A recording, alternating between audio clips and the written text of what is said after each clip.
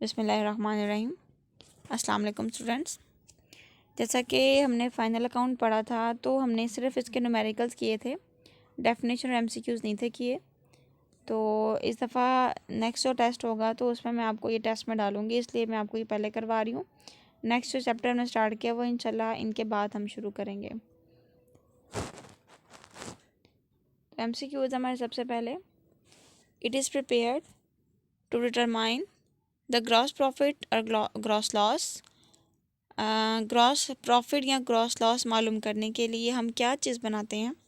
Trading account, profit and loss account, balance sheet और and none of this.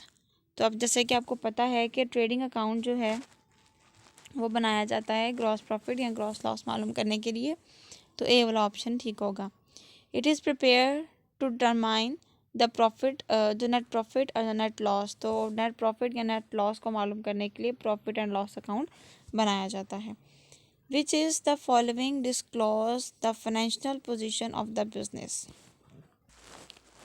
Trading account, profit and loss account, profit and loss appropriation account, balance sheet. इसका मतलब यह है कि कौन सा account हम बनाते हैं तो हमारी फाइनेंशियल पोजीशन का पता चलता है हमें। डिस्क्लोज का मतलब होता है ज़ाहिर होना, क्लोज का मतलब बंद करना, डिस्क्लोज का मतलब ज़ाहिर करना। तो इसमें उन्होंने ये पूछा है कि हमारे पास इन चारों में से किससे पता चलता है कि फाइनेंशियल पोजीशन हमारी क्या है। तो आपको पता है कि जब बैलेंस शीट बनाई जाती है तब उसमें हम एसेट्स, लाइबिलिटीज़ और साथ में ओनर्स इक्विटी को देखते हैं, तो उससे हम जो है वो फाइनेंशियल पोजीशन जान सकते हैं कि हमारी लाइबिलिटीज़ कितनी है और हमारे पास हमारा अपना पैसा कितना है। ठीक है, उसके बाद है हमारे पास gross profit equal to, gross profit किसके इक्वल है? Net profit minus expenses, sales minus closing stock, purchase minus closing stock, sales minus cost of goods sold.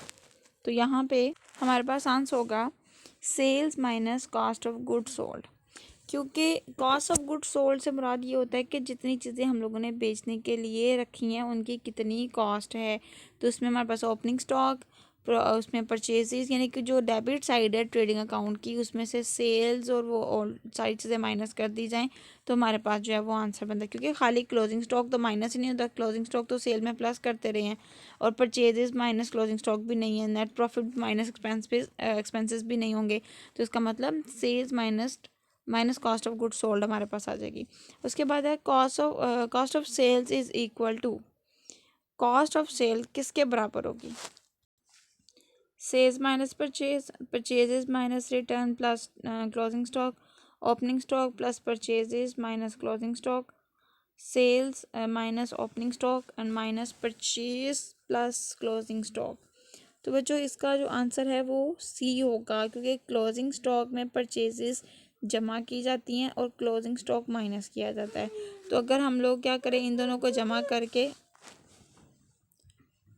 तो इसका आंसर सी हमारे पास होगा। ठीक है, उसके बाद है हमारे पास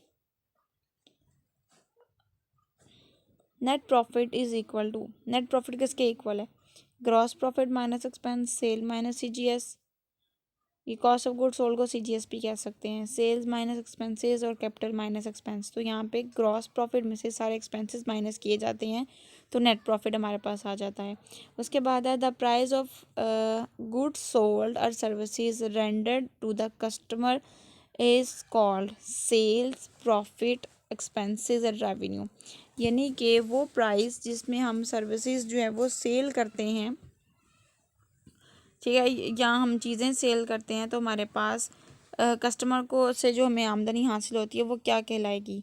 तो वो बेटा हमारे पास रेवेन्यू कहलाएगी। रेवेन्यू हमारे पास हमारी आमदनी होती है। सेल्स भी कह सकते हैं, लेकिन सेल्स में प्रॉफिट भी इन्वॉल्व होता है, एक्सपेंस भी इन्वॉल्व होता है। तो रेवेन्यू से मुराद ये होता है कि जो हमारे पास जितने भी एक्सपेंसेस है माइनस करने के बाद जो वैल्यू बनती है वो रेवेन्यू यानी कि आमदनी कहलाती है। उसके बाद है प्रॉफिट और loss appropriation account is not prepared in the case of.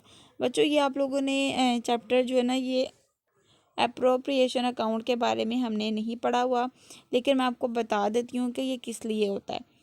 बाज़ हम क्या करते हैं कि कुछ पैसे बचा के रखते हैं किसी मकसद के लिए। मिसाल के तौर पे हमने कोई चीज़ सेविंग करनी है, कोई पैसा सेव करना है, फ़लाँ का मतलब कि हमने घर बनाना है, तो घर बनाने के लिए हम कुछ पैसा बचा के रखते हैं। या हमने किसी अगर कंपनी है, कंपनी ने अगर प्रॉफिट देना है शेयर होल्डर्स को, तो वो पैसा जो बचा के रखती है। तो इसका मतलब ये है कि हमारे पास ये एप्रोप्रिएशन अकाउंट इसलिए बनाया जाता है क्योंकि हम क्या करें, पैसा बचा के रखें।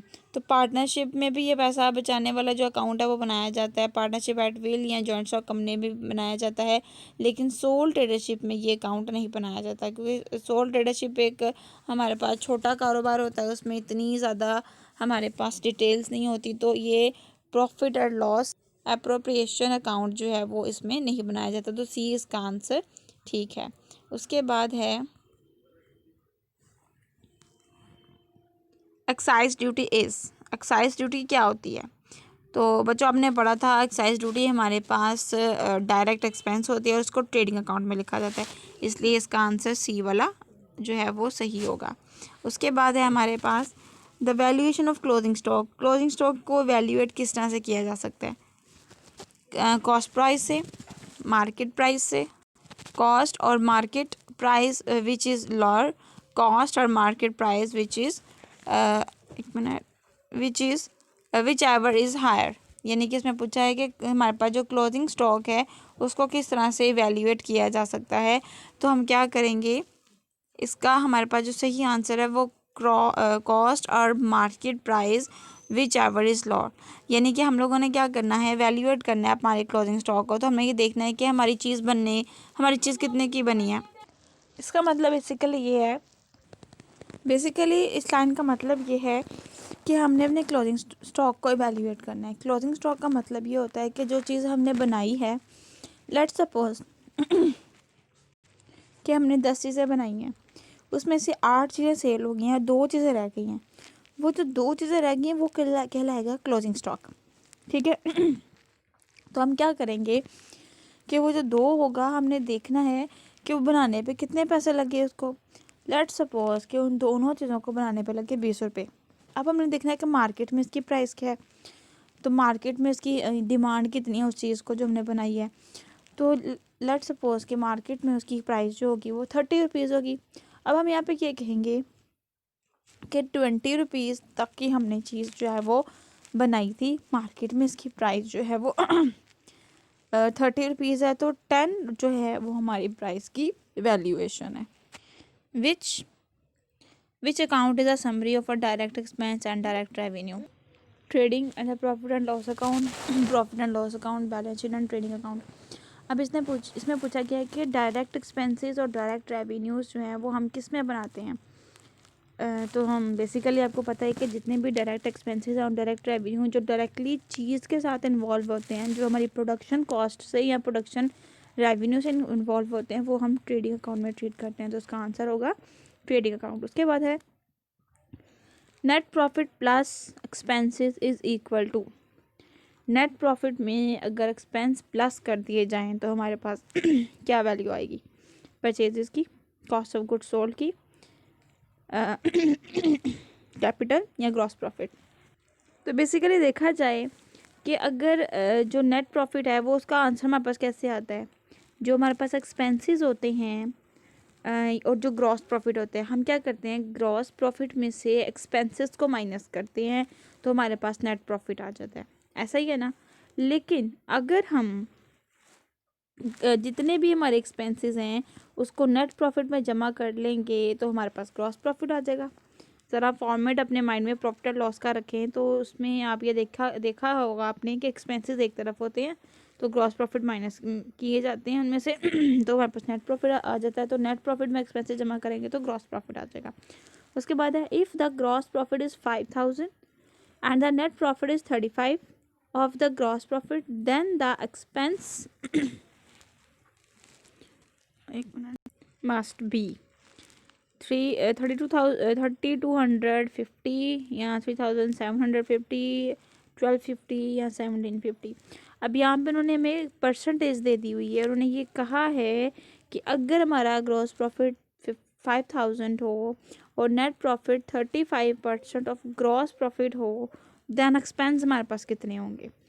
अब हमने इसको किस तरह से फाइंड आउट करना है, इसको हमने सॉल्व कुछ इस तरह से करना है। पहले हमने 5000 का 35% लेना है। 5000 का 35% लिया हमने तो हमारे पास आ गया 750। अब ये हमारे पास उन्होंने बताया कि नेट, ये हमारे बनेंगे एक्सपेंसेस, ठीक हो गया। यानी कि क्योंकि यहाँ पर उन्होंने ये कहा है कि net profit is 35% of gross profit, तो हमारे पास इतना हो गया। अब इसमें से हम माइनस कर देंगे 5000 को, ठीक है। हमारे पास ये जो आंसर आया है, अगर इसमें से हम 5000 माइनस कर देंगे तो हमारे पास आ जाएगा 3250, ठीक है। तो हमारा पहला आंसर जो है वो इसमें आ गया, ठीक है। तो हमारे पास जो एक्सपेंसेस होंगे वो इतने कहलाएंगे, क्योंकि नेट प्रॉफिट हमने ग्रॉस प्रॉफिट इतना निकालिए, ग्रॉस प्रॉफिट में से हमने जो है वो एक्सपेंसेस को जो है वो बेसिकली माइनस ही किया ना, क्योंकि 1750 हमारे पास जो आया था उसमें से हमने 5000 जो ग्रॉस प्रॉफिट था वो माइनस किया, तो रिमेनिंग एक्सपेंसेस जो हमारे पास आ गए वो 3250 थे। उसके बाद है position statement similar to. Position statement जो है वो किससे मिलती है, trial balance, balance sheet, financial statement, bank reconciliation statement. इस लाइन का बेसिकली मतलब ये है कि हमने बताना है कि हमारी जो पोजीशन है इसमें प्रॉफिट एंड लॉस के हवाले से, और हमारे पास जो अपनी पोजीशन है फाइनेंशियल पोजीशन, वो दोनों पोजीशंस किससे मिलती हैं, तो इसका आंसर होगा फाइनेंशियल स्टेटमेंट। हम अगर ट्रायल बैलेंस भी नहीं कह सकते, क्योंकि उसमें भी हमें सिर्फ बैलेंसेस को टोटल किया जाता है। बैलेंस शीट में सिर्फ फाइनेंशियल पोजीशन जानी जाती है, जो प्रॉफिट और लॉस है वो नहीं जाने जाते, और बैंक रिकॉन्सिलेशन स्टेटमेंट का तो इससे कोई ताल्लुक ही नहीं है। तो पोजीशन स्टेटमेंट बेसिकली हमारी फाइनेंशियल स्टेटमेंट से ही मिलती हैं। उसके बाद है if the sales of ₹12,000, gross profit of 10% of sale and net profit 5% of sale, then the expenses will be. Sales दे दी हुई है हमें 12,000 की, उसमें ये कहा है कि ग्रॉस प्रॉफिट हमारे पास है 10% ऑफ सेल। इसका मतलब है सेल्स का 10% लेंगे तो हमारे पास आ जाएगा ग्रॉस प्रॉफिट। गौर से सुने, सेल्स का 10% लेंगे तो हमारे पास आ जाएगा ग्रॉस प्रॉफिट। तो सेल्स का 10% लेते हैं पहले, तो यहाँ पे ये देखें 12,000 सेल्स है हमारे पास, इसका हमने लिया 10%, तो हमारे पास आ गया 1200। इसका मतलब 1200 हमारा ग्रॉस प्रॉफिट हुआ, ठीक है। उसके बाद उन्होंने ये कहा है कि नेट प्रॉफिट जो है वो 5% ऑफ सेल्स के, तो net profit 12,500 multiplied by 5 divided by 100, तो हमारे पास आ गया 600। इसका मतलब ये हुआ कि 1200 हमारा ग्रॉस प्रॉफिट हुआ, ठीक हो गया। ग्रॉस प्रॉफिट कैसे मालूम होता है, बेसिकली सेल्स में से हम जो है वो सारे एक्सपेंसेस को माइनस करते हैं तो ग्रॉस प्रॉफिट आ जाता है। इसका मतलब ग्रॉस प्रॉफिट हमने इतना मालूम कर लिया। अच्छा, तो ये जो 1200 हमारे पास आया है ये बेसिकली आया ग्रॉस प्रॉफिट, ठीक हो गया। अब हमने क्या करना है, ग्रॉस प्रॉफिट बेसिकली हमारे पास जब आता है, मैं आपको ज़रा लिख के ये चीज़ समझाती हूँ। इसको समझने के लिए हमें क्या करना पड़ेगा, एक छोटा सा फॉर्मेट बनाना पड़ेगा, इस पर आप फोकस करिएगा बच्चों। जीपी जब हम लोग मालूम करते हैं ट्रेडिंग अकाउंट से, तो जीपी हम क्रेडिट साइड पे लिखते हैं प्रॉफिट एंड लॉस अकाउंट के, ठीक हो गया। इसको मैं दोबारा से करती हूँ, ठीक है। इस तरह से बनाया profit and loss account.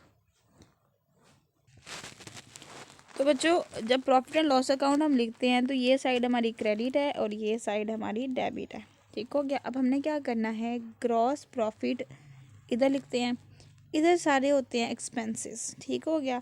Gross profit में से एक्सपेंसेस को माइनस किया जाता है तो हमारे पास एनपी यानी कि नेट प्रॉफिट आ जाता है। अब वहाँ पे उन्होंने हमें क्वेश्चन में बेसिकली क्या दिया हुआ है, क्वेश्चन में उन्होंने ये कहा है कि हमारे पास ये जो ग्रॉस प्रॉफिट है ये है 1200, ठीक हो गया, और नेट प्रॉफिट है 600, तो हमारे पास एक्सपेंसेस कितने होंगे, तो इसको रोटेट कर लेते हैं, यानी कि रिवर्स मेथड ले जाते हैं कि हमें इधर की वैल्यू नहीं पता तो हम इसको इसमें से माइनस करेंगे तो ये पता चल जाएगा। क्योंकि जब इसको इसमें से माइनस किया जाता है, यानी ग्रॉस प्रॉफिट को एक्सपेंसेस में से माइनस किया जाता है, तो नेट प्रॉफिट हमारे पास आ जाता है। तो अब हमारे पास नेट प्रॉफिट का आंसर मौजूद है, ग्रॉस प्रॉफिट का आंसर मौजूद है, तो एक्सपेंसेस का आंसर मौजूद नहीं है। तो रिवर्स मेथड करेंगे कि इस रकम को इसमें से माइनस कर देंगे तो ऊपर वाली वैल्यू आ जाएगी हमारे पास। तो यहाँ पे हम क्या करेंगे, 1200 को में से इसमें माइनस करेंगे तो 600 आ जाएगा हमारे पास। ठीक है, इसको कैलकुलेट कर लेते हैं एक दफ़ा। इसको ऐसे कैलकुलेट कर लेंगे कि जो 12,000 हमारे पास आया है उसमें से 600 यानी कि नेट प्रॉफिट माइनस कर लेंगे तो बाकी रिमेनिंग हमारे पास एक्सपेंसेस आ जाएंगे। तो देखिए बच्चों, यहाँ पे हमारे पास आंसर 600 मौजूद है। उसके बाद है ड्राइंग्स आर डिडक्टिंग फ्रॉम। आपको पता है ड्राइंग्स को कैपिटल से माइनस किया जाता है। ठीक है, उसके बाद है हमारे पास assets which have no physical existence. वो एसेट जिनकी फिजिकल एग्जिस्टेंस नहीं होती, जिनको सिर्फ महसूस किया जा सकता है, तो वो एसेट्स हैं इंटेंजिबल एसेट्स। ये भी डिटेल हमने पढ़ी थी।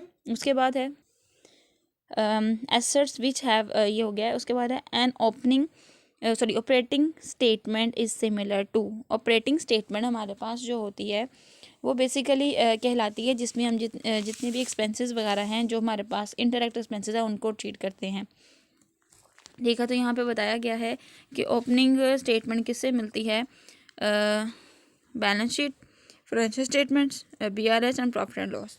तो यहाँ पे ऑपरेटिंग स्टेटमेंट जो है वो फाइनेंशियल स्टेटमेंट से ही मिलती है। उसके बाद है स्टॉक इन ट्रेड।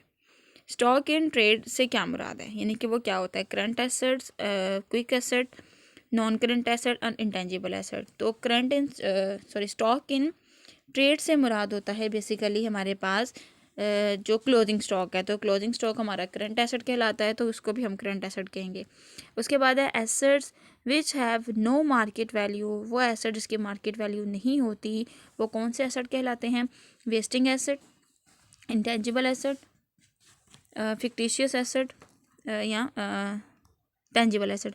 तो यहाँ पे फिक्टिशियस एसेट्स ऐसे एसेट हैं जिनकी मार्केट वैल्यू नहीं होती।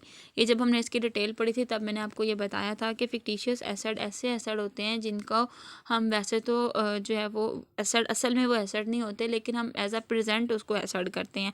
एसेट क्यों प्रेजेंट किया जाता है, क्योंकि हम अगर उनको एक्सपेंस शो कर दें तो वो हमारे पास बहुत ज़्यादा मतलब कि हैवी एक्सपेंसेस को हम एसेट शो कर लेते हैं, तो वो फिक्टिशियस एसेट कहलाते हैं, छुपे हुए एसेट्स होते हैं। ठीक हो गया। उसके बाद है यहाँ से था 20 वाला, तो 20 का जो आंसर है वो B है। उसके बाद है नेट सेल्स और net sales are the equal to sales minus. Net sale में से अगर सेल्स को माइनस कर देंगे तो रिटर्न इनवर्ड्स यानी कि सेल्स रिटर्न्स हमारे पास आ जाएगा। ठीक है, क्योंकि सेल्स में से हम रिटर्न्स माइनस करते हैं तो हमारे पास नेट सेल आता है। तो अगर नेट में से सेल्स को माइनस कर देंगे तो रिटर्न इनवर्ड्स कहलाएगा। गुडविल, पेटेंट्स, कॉपीराइट्स, ट्रेडमार्क, ये सारे हमारे पास इंटेंजिबल एसेट्स हैं। तो बच्चों, यहाँ तक हम लोगों ने अपने MCQs किए हैं, आप इनको देख लीजिएगा। अगर समझ ना आएगी तो मुझसे पूछ लीजिएगा। अपना बहुत ज़्यादा ख्याल रखिएगा। अल्लाह हाफिज़।